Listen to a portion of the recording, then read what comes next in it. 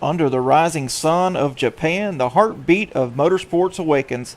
Suzuka International Racing Course, a masterpiece carved into the countryside, a circuit where balance, bravery, and precision collide. Tonight, the FMA GT3 League brings its finest to one of the most unforgiving tracks in the world, a place where legends are born and mistakes are made, and they are merciless. From the sweeping S curves that test rhythm and focus to the knife edge commitment of 130R, every corner tells a story of courage and control. The figure 8 design weaves fate into every lap, where a driver's line can mean glory or heartbreak. Let's get down here trackside and get this shindig going. Alongside me tonight, I am Adam Gladfelter with Racer Nexus. Alongside me tonight is Alex Wright. Alex, how you doing tonight? I am fantastic, Adam. Thank you for asking, and you hit the nail on the head when you were describing this legendary track. You have high-speed corners, medium-speed corners, high-speed corners, and fortune will favor the bold. Absolutely, man. I am ready to get this thing going. I'm super excited. This is race 8 of the FMA League, and it's going to be a 45-minute shootout. That is 45 minutes of pure racing, though the drivers will have to make one stop for a pit, and every driver does have a fast repair if they find themselves in a little do-to-do at some point during the race. So that said, we should be in for a treat tonight with the GT3 cars here in Suzuka. Oh yeah, man, I love this legendary track. I've watched it a few times here on television, and man, 17 turns here, R130. I mean, you talked before the show, that's going to be a chaos zone right there. Oh, absolutely. As I was saying earlier, with fortune favors the bold, if you can manage the car to stay on someone's bumper through 130R, yes, you are going to have to fight, the aero wash of the car in front of you. But if you're able to keep it clean and keep it tidy, that is going to set you up for a potential overtaking spot into the last chicane, which I believe is turn 16. But one of the reasons why this track is legendary is because there's more than one overtaking spot on this track.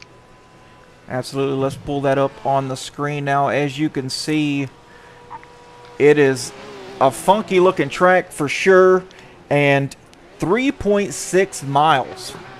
And these cars are getting around here at about 2 minutes. We've got some faster guys in here like Travis Roberto, Justin Welsh, Mike Zakar. These guys are under 2 minutes, just barely, but it's going to be about 2 minutes here. That's pretty quick. Yeah. It's pretty quick. It's pretty quick, my friend. Let's see. Look here at the race, the season info here. This is week 8 of 12. 45-minute format, and just like Alex said, one fuel stop, and next week they're going to go to Fuji. Ooh, another legendary yes. Japanese track. Good for them. Yeah, I really like that Japanese track. Fuji is amazing. Yeah, and if I'm not mistaken, it was the original home of the Japanese Grand Prix, at least in Formula One, and then Suzuka came into the fold some years later. Oh wow. Yeah, so it is literally the granddaddy.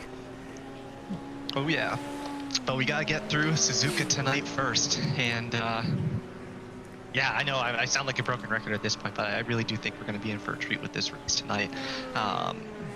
Even just starting from turn 1, which will, as I mentioned earlier, another overtaking spot. But it's a long, sweeping right-hand turn into turn 1. If you can make that overtake stick, then you're set up pretty good for the next couple sections of the track, which are going to be leading into the S section, followed by some medium speed corners, we'll say, leading into, again, the hairpin, which can actually provide another overtaking opportunity if you are bold and are able to keep the car clean and tidy on the driver in front of you.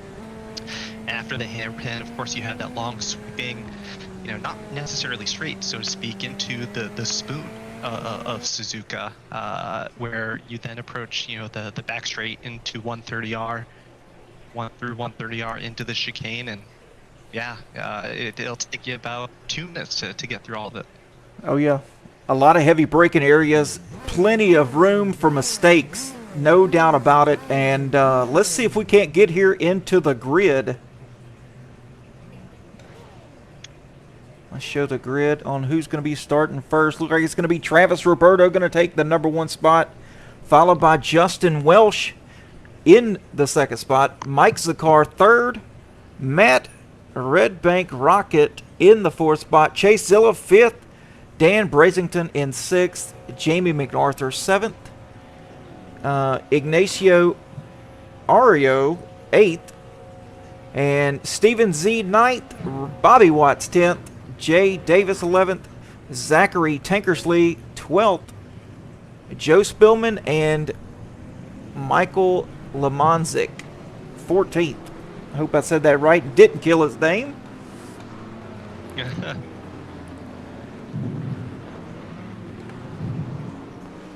And we're getting started with our pace lap. It's a rolling start here at Suzuka, traditionally done in the GT3 class. We'll have just a slow pace lap here as we approach 130R. The pace car is going to dip into the pits, and we'll be off to the races after that. Yeah, if I had one quick tip just to give these guys here in their ear, just make sure that they're clean through those X curves. They got to pick your exit speed carefully on the back straight and be mindful of those brakes into the hairpin. Yeah, and if I can echo some unsolicited advice myself, with the new iRacing update that came out, I believe, within the last couple months, my advice for these drivers would be to be patient. It's a GT3 race, but it's 45 minutes long, a little bit longer than what you think. These drivers can afford to be patient as we come down the start-finish straight here. Yep, here we go. Coming out of turn 17, they're going to take the green flag here. It's going to be Travis Roberto and Justin Welsh lead them to the green flag. Green flag in the air. Oh, this is going to be exciting. Let's see here, just up above, going into turn 1 in the hairpin. Travis Roberto managed that start fairly well, and yeah, he did. It looks like everyone else keeping it fairly clean as we head into the Estes. Yeah, we got a couple of side-by-side battles here. They're figuring it out there. They're going to get single file here shortly. Let's get back up front and look at Travis and Justin as they're just about nose to tail, going through 7, 8, and 9 right now.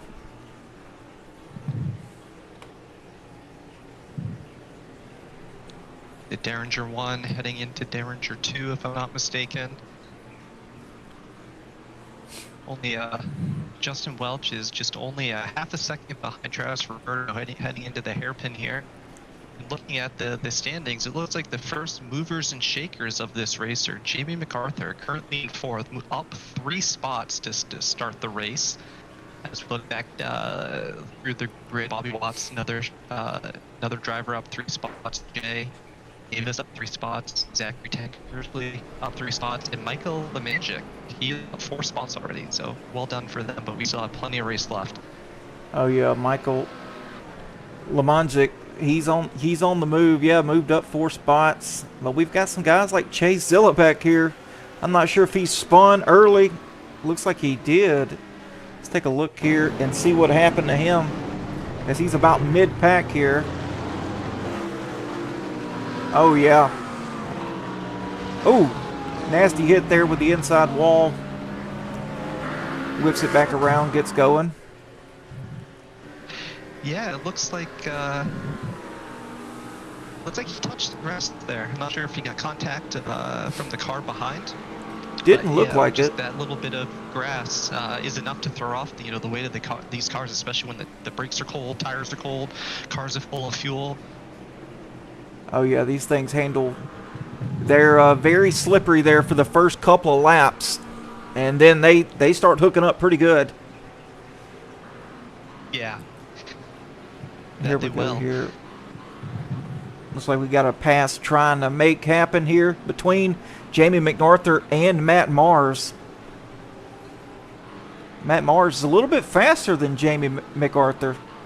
There he is, side by side with him. He's going to make that pass happen. Well done. That is a tough corner. Yes, it is. To overtake on. It's a heartbreaking zone.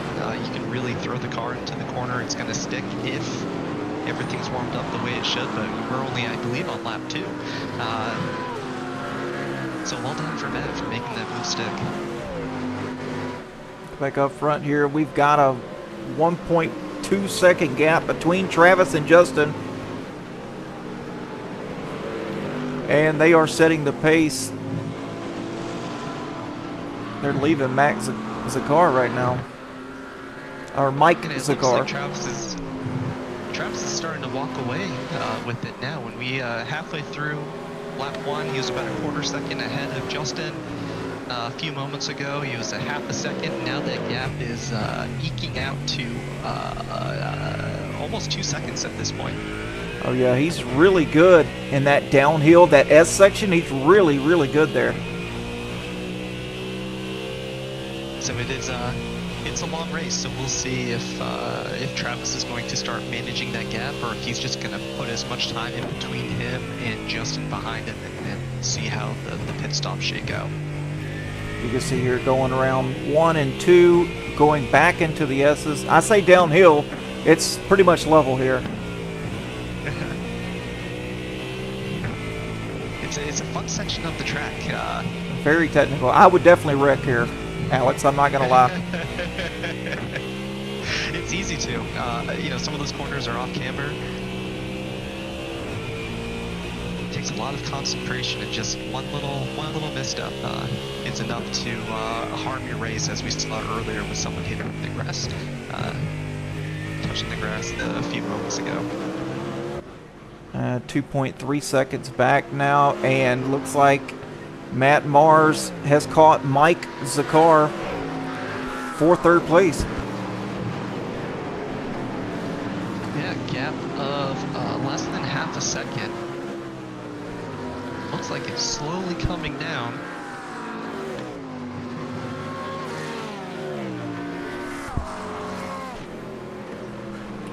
What's interesting is, Travis Roberto in first, Justin Welsh in second, Mike Zakar in third, Matt Mars in fourth. Those are all the positions they qualified in. So no movement, so to speak, in that podium spread, including fourth. But Yeah, Matt Mars is certainly going to keep it interesting for us. Oh yeah, Matt Mars. He is. They ran pretty much the same lap time last time by, only about a 10th away from one another. I'm sure frustrating for the two of them, but amazing for you and I, my friend. Absolutely. So yeah, maybe Matt's going to catch a slipstream here. Maybe he's going to take a peek into the inside of Zakar into turn 1. Yeah, I don't know. He's a little bit too. He let out a little bit early, and didn't really have. He doesn't have the gap closed up enough to even make a move on him right now. Down with plenty of. We have, I believe, just over 40 or just under 40 minutes left in the race. No sense in pushing the issue. Making a move. Absolutely. Yep. Let him come to him. Let's go back here and check on some other fellas back here. Michael and Bobby. Looks like he's the only one here in the BMW.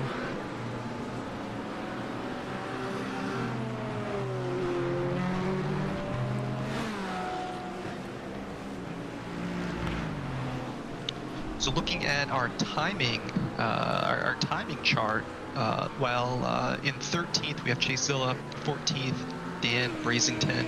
While they have each lost out on 8 spots, they are certainly not out of the race. They're still fast. A 2-minute .3. Dan just put in a 2-minute .9. They are not out of this race by any stretch of the imagination. You know, all it takes is one little pile up in the middle of the pack, and you're back in it. And actually, I have a fun story about Suzuka. It was the first endurance race that I won with my buddy from our racing team, and we started P last straight from the pits. And after the 11 hours, 12 hours or so, we managed to snag first, and it was all because a back marker took out first place. And because of that, we were able to make up the laps. And how about that? Yeah, this track's very interesting for sure. But man, it's technical from turn 1 all the way around to 17. You lose focus just for 1 second, you're off in the grass or in the wall. Yeah, and then you're using that fast repair, maybe a lap down. If it happens again, no fast repair, and then there's your race, unfortunately. Mike Zakar has put a gap, a 2.5 second gap over Matt Mars. And with that lap Mike just put in, it's the second fastest lap of the race at 1:59.8. Yep, that's right. Though Travis up in front currently has the fastest lap at a 1:58.5. Yeah, that's scooting around here if you ask me. And Jamie McArthur's kind of closed up on Matt Mars.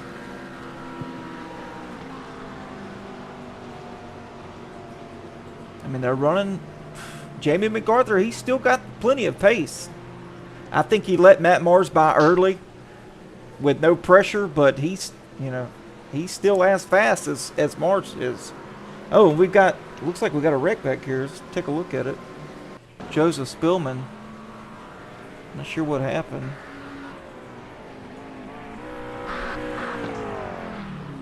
Oh, just off the track. And then we've got Bobby Watts in the BMW. Let's take a look at that. Oh, just looped it there. Not good for him.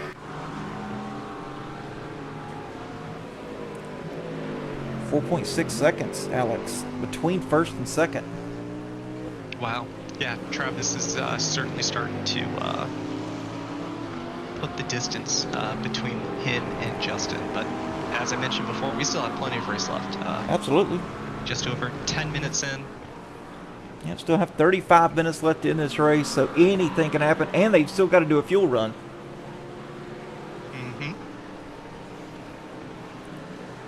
Mike Zakar has caught Justin Welch here. In P2, no less. I underestimated Mike Zakar. I thought Matt Mars was going to get him, and then he put the afterburners on, and now he's all the way up to catching Welch.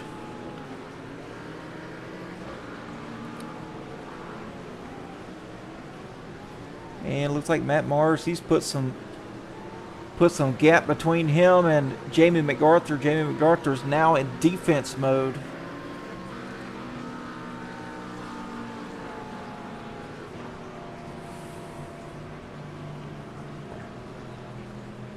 Let's check a look. We have an here. interesting battle shaping up for P5.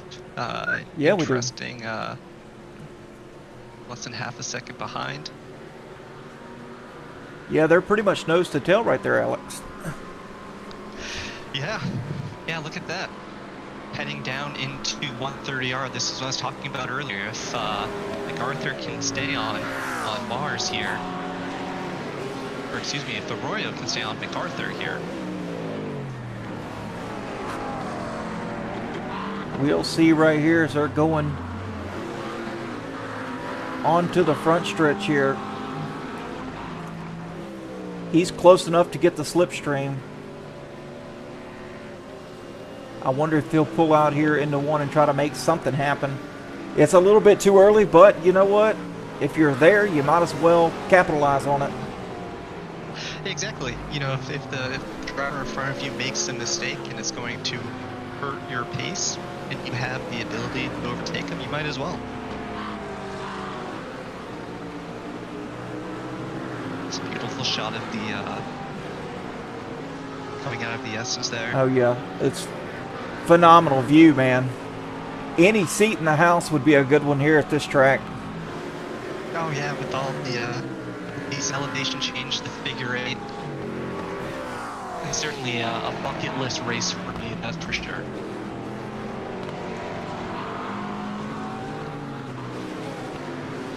You see Matt Mars here, still maintaining that gap.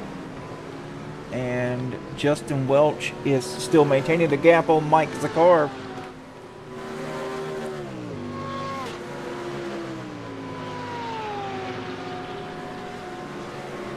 Oh, that's a Porsche right there.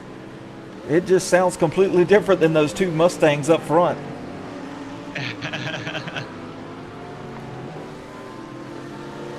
You can definitely tell American horsepower.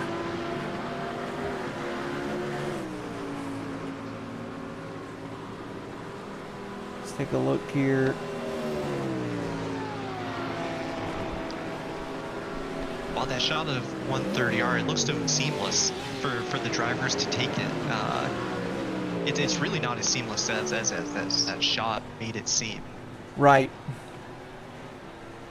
No, it's very, very technical. And looks like Mike Zakar is still closing up on Justin Welch. We'll see here.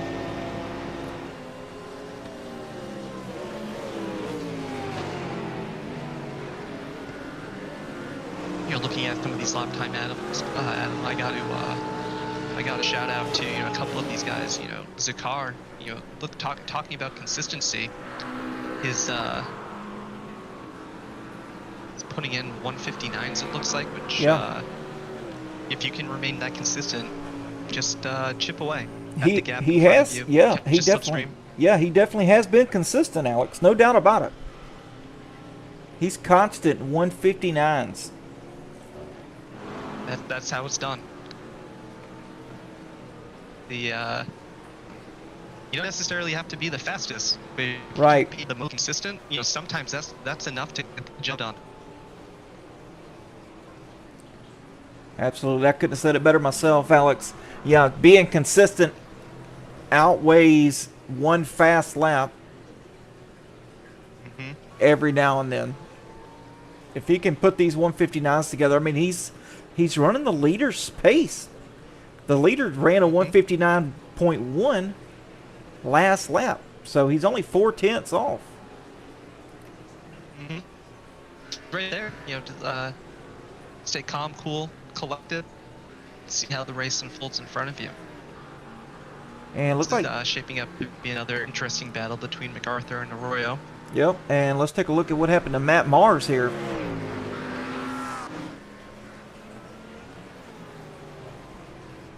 Looks like he just loops it. Backs up, lets MacArthur go. And he gets back Great on his way. situational awareness. Absolutely. You gotta love it when someone holds their brakes, and because you know they may have made a mistake in their lap, in their race, they're not ruining someone else's race because of it. You know, I can't say I've Kudos to you. ever seen that when I was on track, Alex. I'm always the one to Oh get my taken gosh, out. Yeah.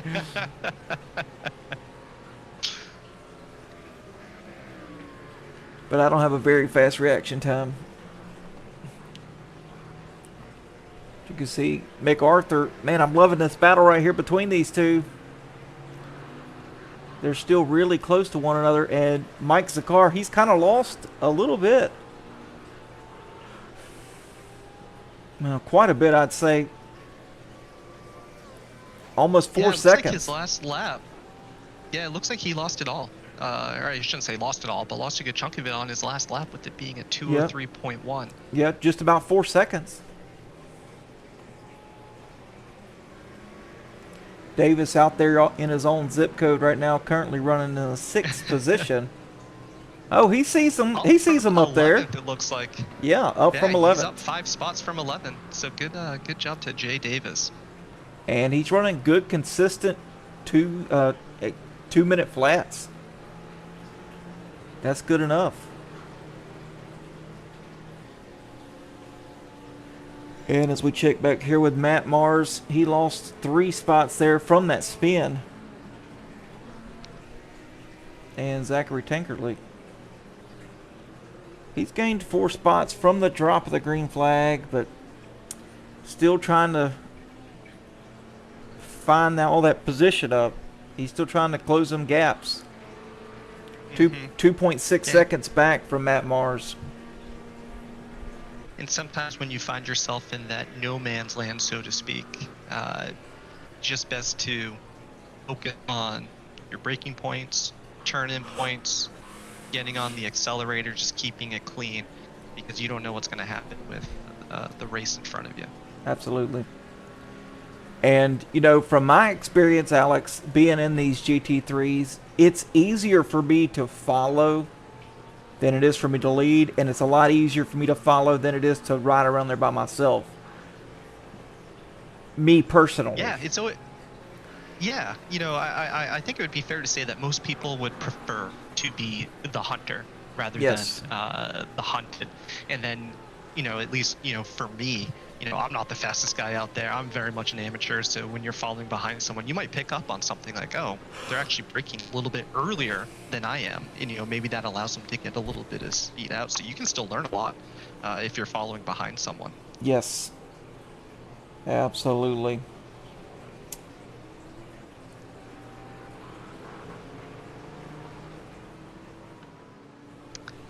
So just to run us through the timing charts real quick, we have Travis Roberto starting in pole, still maintaining that P1 position. Justin Welsh, P2, qualified P2. Mike Zakar, qualified P3, currently in P3. Ignacio Arroyo, currently in P4, up 4 spots. Jamie MacArthur in P5, up 2 spots. Jay Davis in P6, up 6 spots. Matt Mars in 7th, down 3 spots. Zachary Tankersley in 8th, up 4 spots. Michael Lemensky in 9th, up 5 spots. Steven Zader in 10th, down 1 spot. Bobby Watts in 11th, down 1 spot. Dan Brasington in 12th, down 6 spots.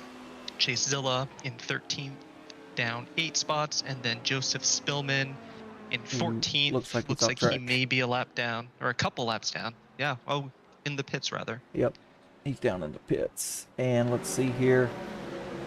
And we are 10 seconds ahead of Justin Welch is Travis Roberto. How about that? This guy right here, Mach 10 Motorsports, he is in Mach 10 tonight. The sub 2-minute lap times will do that for you. Yes, absolutely. And he's consistently fast. Oh, we got the 4th place guy just wrecked. Ignacio. Let's take a look here. Looks like we need to go back a little bit. And get here in the chopper, see exactly what happened.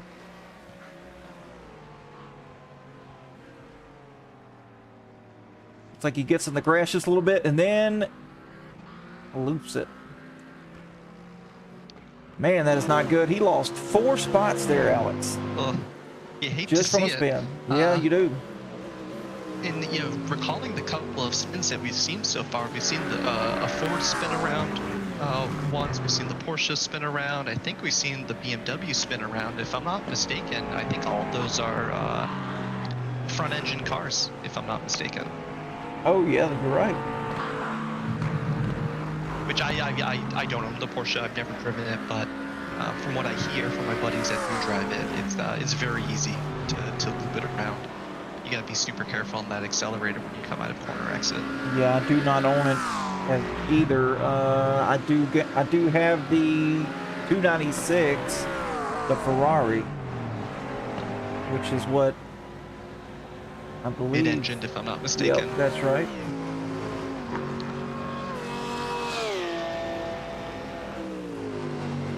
And there are no Ferraris. I think we have a Ferrari in here. No, we do not. I'm looking for one here for the logos, and I'm like, I don't see a Ferrari in here. No. What's wrong with these guys? It's actually super rare in my experience not to see anyone running the Ferrari, just given, you know, I've found again in my experience that it's jack of all trades, master of none. Yes. Decent high speed corner. I do can like take the a little Ferrari. bit of curbs. Definitely provides that stability, especially for those getting into GT3 racing. But we got nothing but professionals here, so excuse me, explains why we don't have the Ferrari on track. Well, we got 2 Ford Mustangs up front.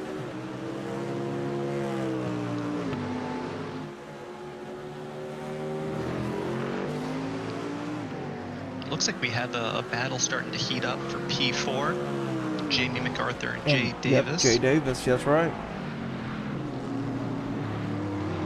I'm liking it. Second gap. But you saw Ignacio, he was the follower for a long time, and then he passed Jamie MacArthur, and then he had that spin. That's what I was talking about earlier. It's a lot easier to follow, and then once you're the leader, you know, you start, especially if they're closer to you, you're in defense mode, you're driving out the mirror, you're not as focused as you were. No, you know, sometimes it's that that split-second look into your into one of your mirrors to see, you know, are they making a move? Are they moving to my inside? Are they moving to my outside? There is a little bit of feigning you can do, so to speak, if you are in the lead car, but you have a lot more options if you are the hunter in that position. You can, you know, fake a dive, fill up the mirror of the person in front of you just to get them to, like I said, take that split-second look, which actually looks like that. Matt Mars going down pit road right now. Jay Davis, he is a little bit faster than Jamie MacArthur, and he is closing the gap quite quickly. He's only he's exactly one second back.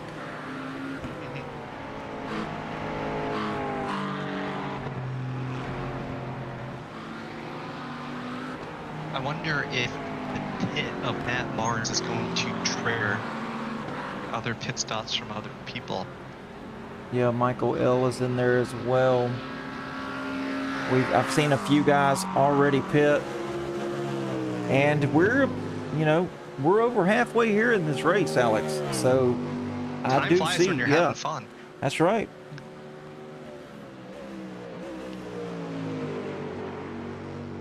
We definitely appreciate FMA League thinking of Racer Nexus and allowing us to cover tonight's race here at Suzuka for them.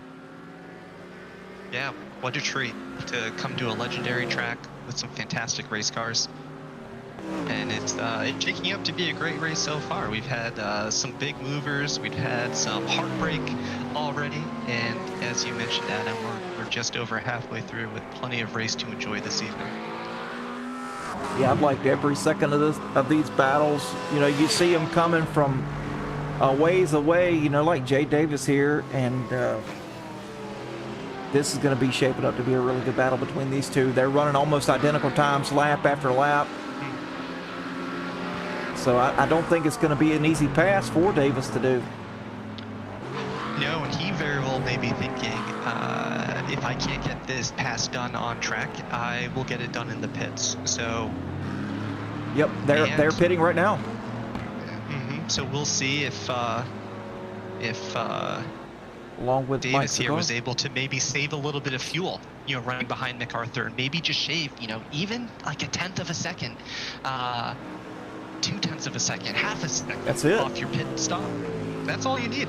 Yep, that's all you need. Oh, and it looks like we just saw someone. I saw the dirt kick off. Not sure if someone went off the track there. Yeah, looks like Bobby Watts just went off track. Take a look right there. Round and round, here he goes. Yeah. Oh, similar to what we saw. Yep. Nasty hit there. And he jumped front the engine pits. car coming out here. Yeah, Bobby Watts jumped to the pits. He towed. So looks like there's only 2 people here left on track that have not pitted in this cycle. Travis Roberto and Justin Welsh, your first and second place.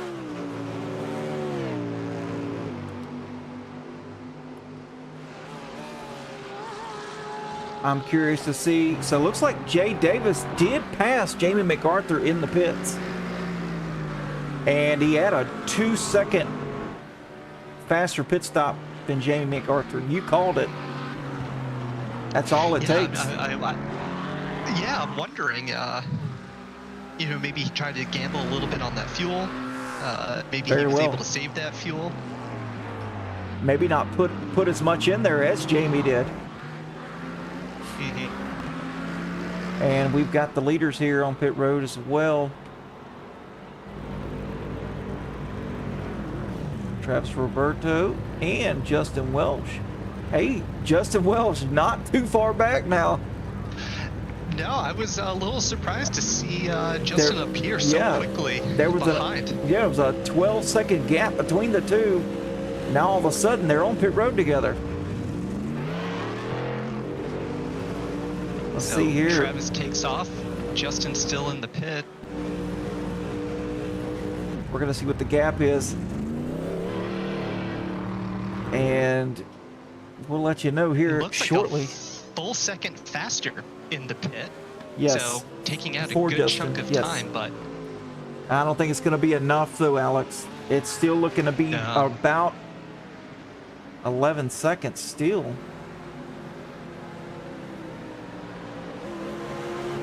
Mike Lacar, see if he can't make up some time here.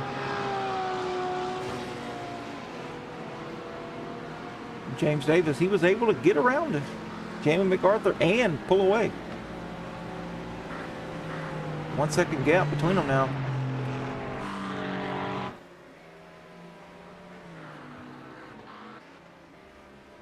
Now Jamie MacArthur, he's going to be the hunter. And now we got Matt Mars and Ignacio battling out for position. This is for the 7th spot.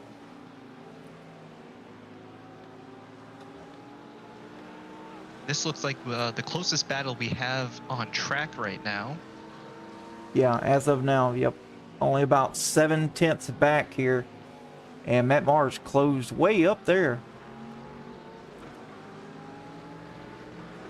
And with that, we just crossed the 30-minute mark of this race, leaving only 15 minutes left for this evening.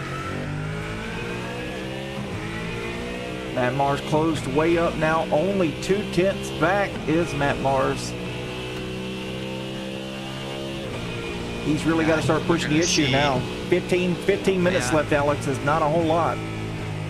No, it's not. It's, 2-minute lap times. That's what, 7, 8 laps, give or take. Something like that, Depending on how the leader finishes his race. But I suspect we're going to see it move from Matt Mars here in the next lap. So heading into 130R. Looks like Matt Marr more aggressive on the curve, able to make it stick. I thought he was done for right there, Alex. Yeah. Going through the chicane here, out of 17. Get back on the front stretch, and I'm going to be honest, I think Ignacio had a better exit there. He certainly did. He certainly did. So yeah, I don't think Matt Marr will be able to make a move into turn 1 here, but he's certainly going to stay on that rear bumper of Ignacio Arroyo from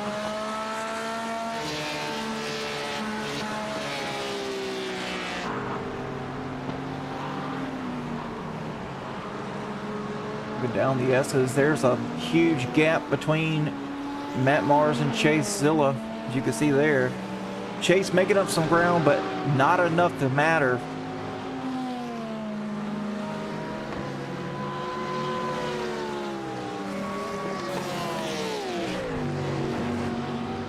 Going down that long back stretch here. This is where Matt Mars really needs to get him. Matt Mars is a little bit better than Ignacio right through this area. But I think Ignacio's got him in the chicane. Oh, and there's a little tail whip from Ignacio there, allowing Matt Marr to continue to close the gap to up to a quarter of a second, now down to a third of a second. And let's see if Matt Marr will be just as brave into 130R as he was the lap before. Good here from the chopper, just so we can see the amount of space he closes up, and he's not nearly as heroic as he was last time through here. And we're going to see if Ignacio can keep that speed up going back down through these chicanes. I don't know. Ignacio had a really solid turn and within that 130R. He was a little more aggressive on the curb, and I wonder if Matt had in the back of his mind, I got a little loose on the exit there. I'll be a little bit more conservative. That's right. On this turn. But then Ignacio decided to be a little bit more aggressive as to try to pull that gap away from Matt. Yep. I think Ignacio answered back with a really, really strong chicane. Definitely put a lot of ground up in between them two. And we've got a 12.2 second gap now between first and second. Travis Roberto in his own area code.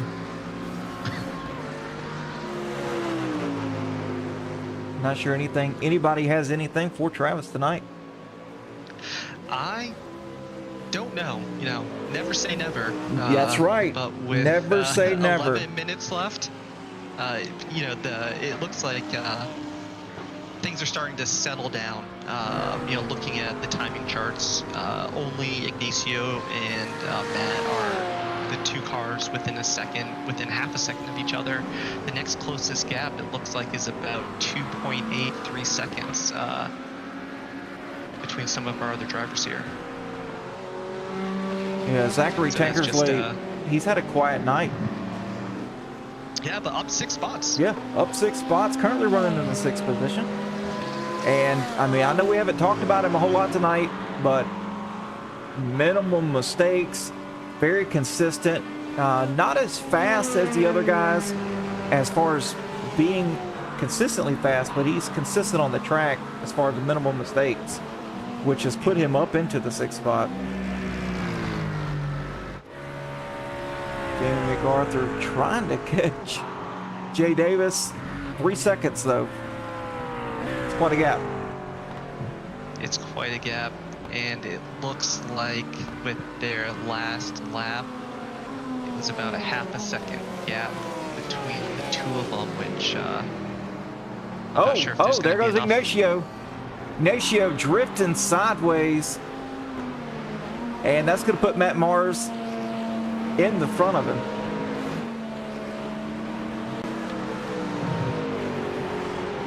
Ignacio is going to be kicking himself over that one. That's the second time in that same corner that's happened to Ignacio.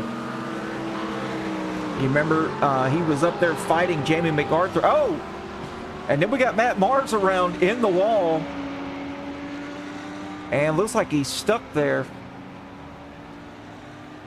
And he's back looks like out. A little bit of outcropping that he may have gotten stuck on there. Yeah, let's take a look at it here. Man, it just shows him going off track and whipping it around right here. Oh, that'll be a good front view of the nose, and it is gone. Oh, nope, it's back. We repaired it. Minimum damage. I don't know, looks like he got some toe issues there, Alex. Yeah, that's gonna hurt his speed. Toe back. That's definitely gonna hurt his speed. At least he was able to stay in the race, minimize the damage that was done. But that's tough when you're chasing someone, they make a mistake, you capitalize on it, and then you make a mistake yourself right after. That hurts. Yeah. 3 corners later. It's some solid entertainment for you and I, my friend, and our viewers at home. That's right. I love it. I love it. I love the action. And looks like Jamie Arthur now 3.8 seconds back from Jay Davis. Jay Davis is gone. And this, it looks like the gap between Jay Davis and Jamie MacArthur is our smallest gap on track now. Right, yep. And Chase Zilla looks like he's on pit road. Looks like he was 2-stopping it there. Travis Roberto 14.3 seconds ahead of Justin Welsh now. With only 7 minutes to go here in this race. And double apex. Go ahead. I was saying, Travis needs to just focus on his race at this point. Doesn't need to push. Doesn't need to throw the car into the corners, especially with this front-engine Mustang.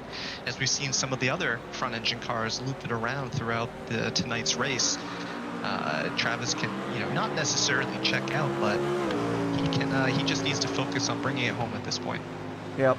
Like you were saying, those front engine ones, the American made, double apex in the chat. American muscle leading the way in Japan. Absolutely, sir. Yeah. Absolutely. I'm actually surprised that these Mustangs are putting on the show that they are. Yeah. But I think it's the drivers behind the wheel. I don't necessarily think it's the Mustang. But you didn't hear me say that. Well, we were talking here a little bit earlier, Adam, about the Ferrari, being a jack of all trades, master of none. The cars do have some quirks to them. Some are going to be a little bit faster down the straights, some are going to be able to corner a little bit, but I mean, it is not such a gap. For disparity gap between the cars. That's right. That, you're 100% correct that it really is the pilot in the cockpit.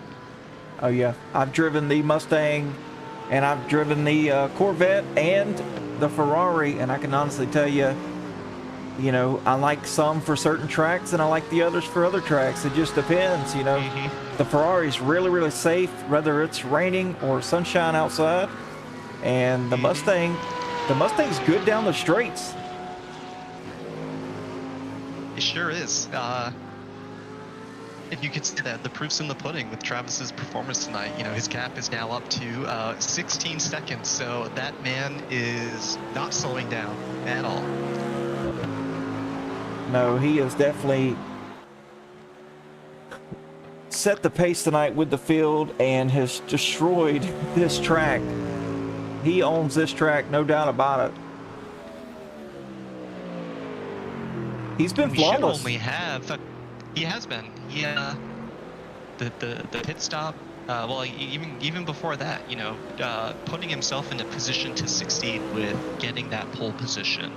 Making sure that you have that clear run without anyone in front of you into turn one. You can brake when you want.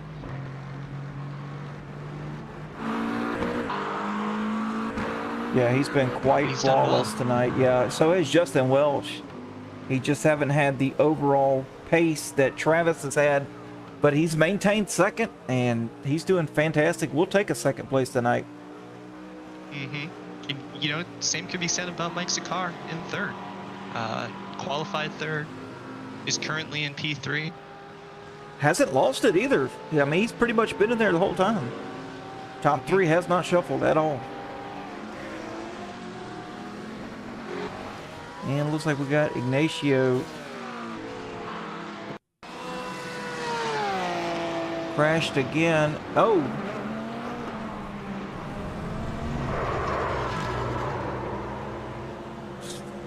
Doesn't hit anything. Ooh. How about, talk about luck, Alex. You love to see it. You love to see it. That is not my luck right there, sir. I'd have hit the inside You and me wall, both. the outside wall. I'd have knocked the wing off of it. trashed the suspension. You know it. But all in all, And yeah, a good, as we good focus night. back on, as we focus back on Jay, he is still the biggest mover of this evening, up 7 spots to P4. Our other 2 big movers this evening are Zachary Tankersley in 6th, having moved up 6 spots, and then Michael Lemagic, who up 6 spots into 8th. Yeah, impressive run by these guys tonight. And Michael's done really well tonight. So is Zachary Tankersley. Just, you know, a quiet night.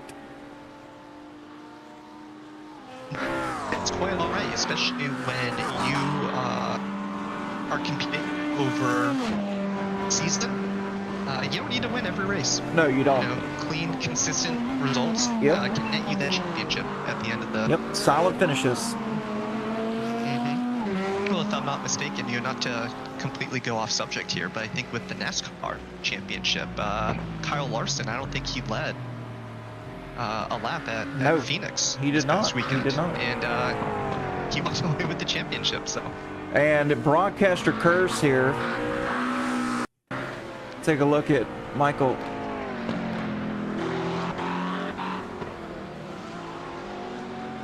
Around he goes. That's all my fault right there. Gave him the broadcaster curse. But that's all right because Michael, he kept clean, didn't damage the car. Yeah. Didn't lose too much. Looks like he lost only 1 spot. Yep. So down from to P8 Matt Mars. to P9. Yep.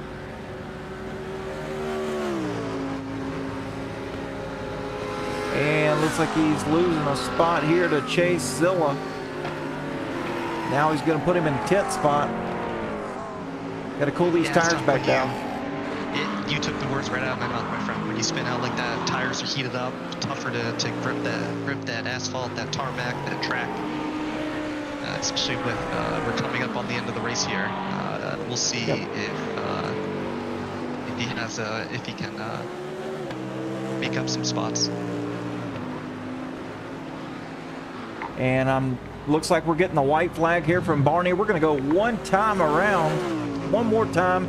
So 2 more minutes here, folks. And if Travis Roberto can keep it cool, calm, and collected around 17 turns, he's going to be victorious here at Suzuka. Mm-hmm. And looking at the rest of the grid, the only battle we have left looks like it is down in the battle for P10 between Michael Lemagic and Steven Zader. Well, you can see Zader right on his bumper. Is he going to push the issue here? And it looks like he is. Well done. He's going to take that spot. Looks like Michael just could not recover there after that spin.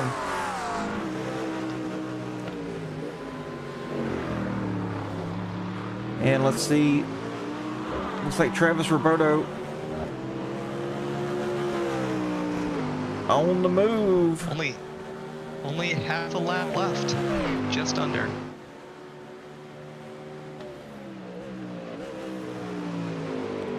Heading down into the spoon.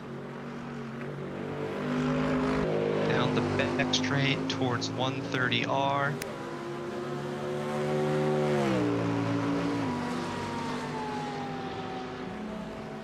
And I don't know if I missed something, Adam, but that gap from Travis to Justin is now down to 11 seconds. I believe that we were talking, he was up to 16. Oh, wow. Yeah, just a you're few right. minutes ago. He slowed it way up. Yeah, only 11 seconds. How about that? And here he comes. Down the front stretch for the final time. Travis Roberto is going to win this thing.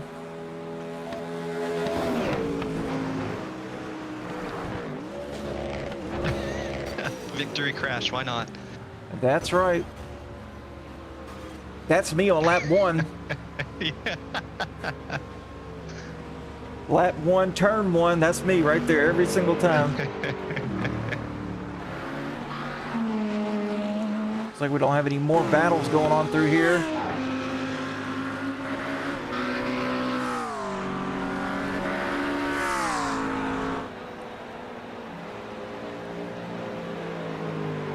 It looks like we need to get some guys here in the booth with us.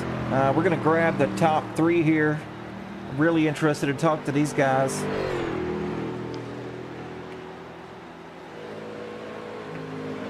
See if we can't get... we have Mike Zader. Yes, we've got Mike Zader. Let's get him in here. Mike Zader. Mike Zader. Adam and Alex in the booth. You got us, buddy.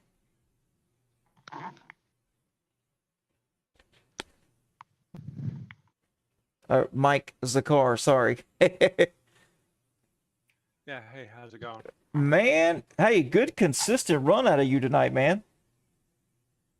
It was a little frustrating though. I got a new wheel and it's got a magnetic deal that connects to it, and it caused my screen to lock up 3 times. But yeah, other than that, I mean, that cost me a couple seconds. I was having a good run, and yeah, overall I'm real happy. Oh yeah. Walk us through. I mean, I know it's 45 minutes. That's quite a long time to be in this Porsche. How was the handling tonight? How was the car? So I like the Porsche when you have a lot of sweeping corners, that kind of rear engine. It really kind of gets that slip angle pretty easy. So I find it comfortable.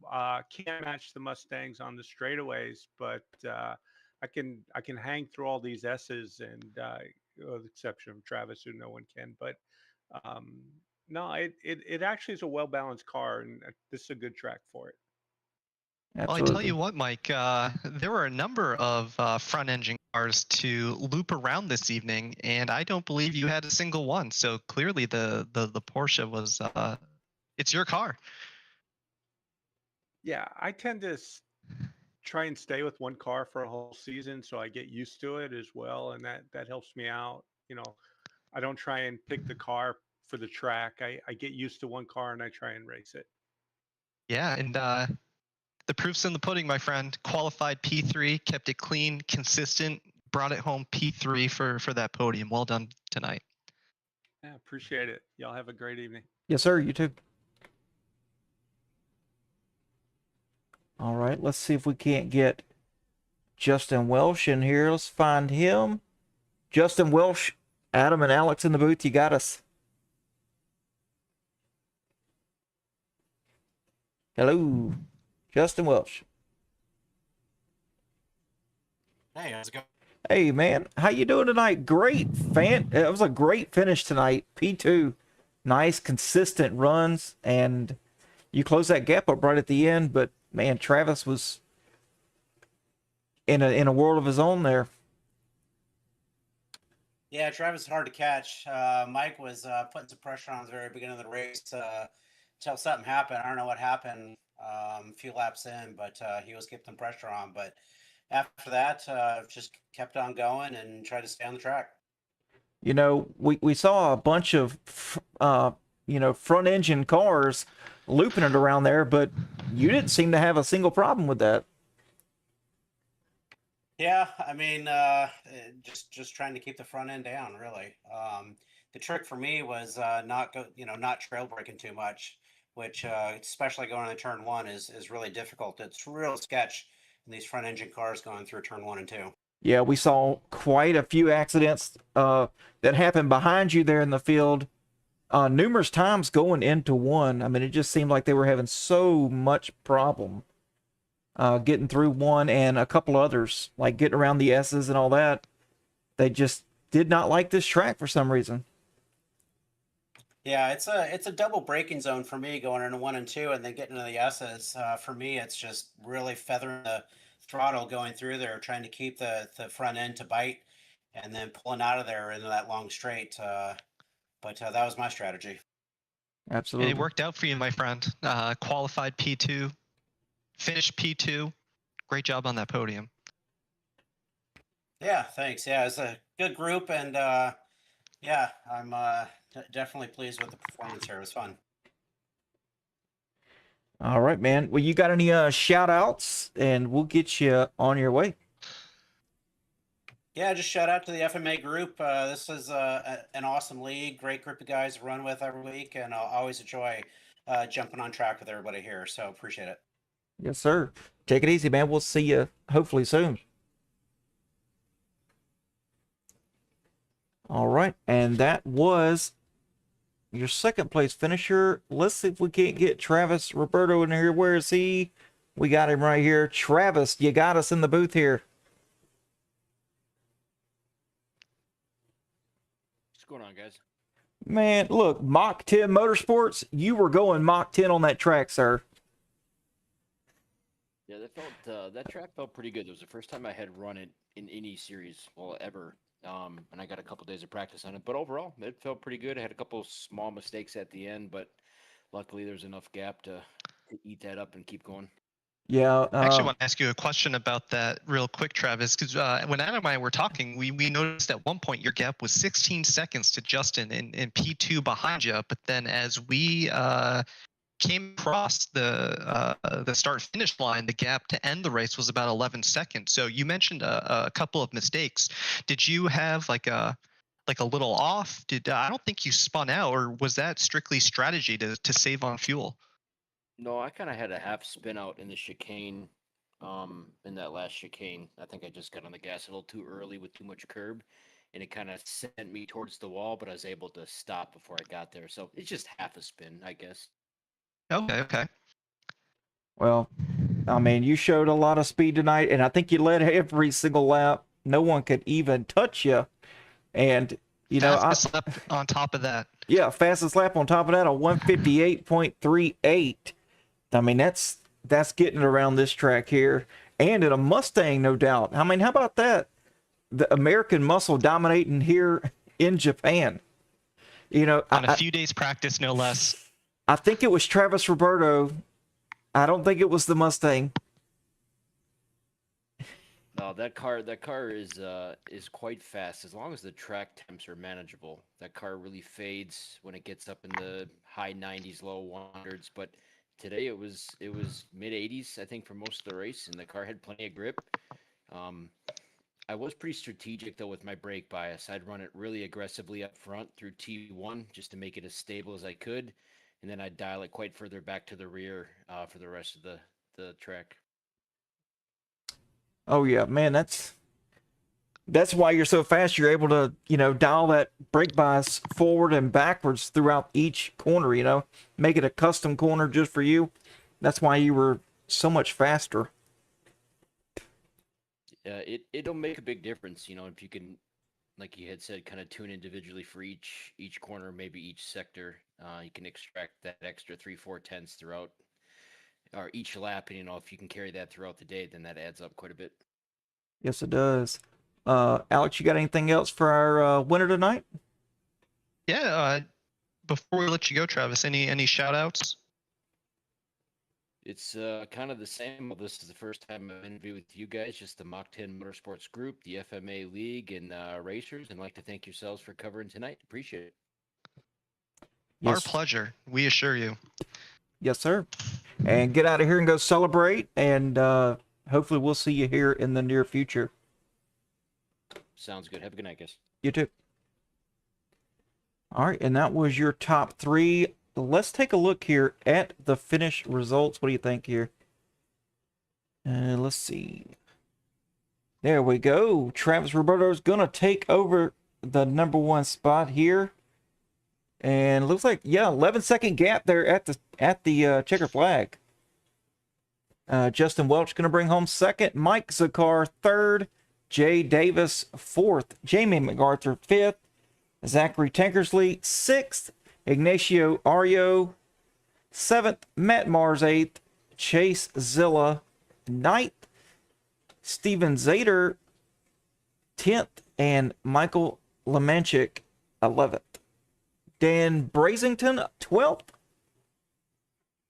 And it looks like Bobby Watts 13th, and Joseph Spillman is going to round out your last spot in 14th. Man, Alex, fantastic time calling the shots up here with you tonight. I had a hoot. It's been a real treat, my friend.